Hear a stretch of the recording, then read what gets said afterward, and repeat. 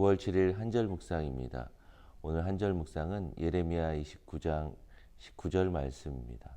말씀 읽겠습니다. 이는 그들이 내 말에 귀를 기울이지 않았기 때문이다. 여호와의 말이다. 내가 그들에게 내 종 예언자들을 계속해서 보냈지만 너희가 듣지 않았다. 여호와의 말이다. 하나님의 심판으로 유다 민족들은 바벨론에 끌려갔습니다. 포로 생활을 하고 있는 사람도 있지만 예루살렘에 아직 남아있는 사람들도 있었습니다. 아직 그 땅에 남아있는 것이 다행이고 은혜라고 생각할 수 있겠습니다. 그러나 예레미야를 통해서 하나님께서는 포로로 끌려가지 않은 남은 자들에 대해서 경고하고 있습니다. 포로로 끌려가지 않은 것을 다행이라고 여기지 말라. 칼과 기근과 전염병으로 너희를 심판하실 것이라고 하나님께서 경고하고 계십니다. 포로로 끌려가든지 유다 땅에 남아있든지 상관없이 하나님께서는 심판하시겠다고 말씀하십니다. 오히려 포로로 끌려간 사람들은 하나님께서 70년 동안 포로 생활을 마치고 유다 땅으로 다시 돌려보내겠다고 약속해 주고 계십니다.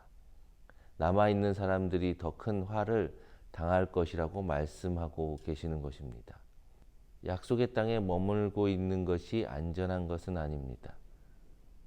그곳에 머물러 있다고 축복이 아닙니다. 하나님께서 그 땅 가운데 함께 하시고 지켜주셔야만 그곳이 안전하고 축복의 땅이 되는 것입니다.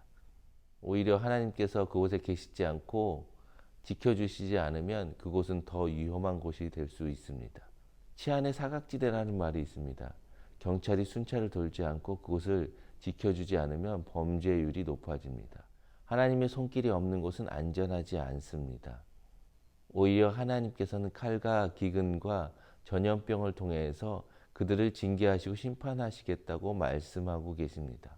그들이 심판의 대상이 될 수밖에 없는 이유는 단 하나입니다. 하나님의 말씀에 귀 기울이지 않았기 때문입니다. 예언자들을 통해서 하나님의 말씀을 전했지만 그 말에 귀담아 듣지 않았습니다.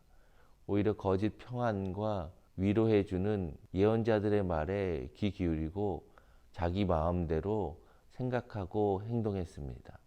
하나님의 뜻을 따르지 않았습니다. 그 결과 그들은 하나님의 심판 앞에 놓일 수밖에 없었습니다. 우리는 하나님의 말씀 앞에 바로 서 있어야 합니다. 내가 원하는 말씀은 듣고 하나님의 경고의 메시지에는 귀를 닫지 말아야 합니다. 오히려 하나님의 그 경고의 메시지가 축복의 메시지일 수 있습니다. 그 경고의 메시지를 듣고 그 말씀 가운데 순종할 때 우리는 하나님의 사랑 안에 거할 수 있습니다.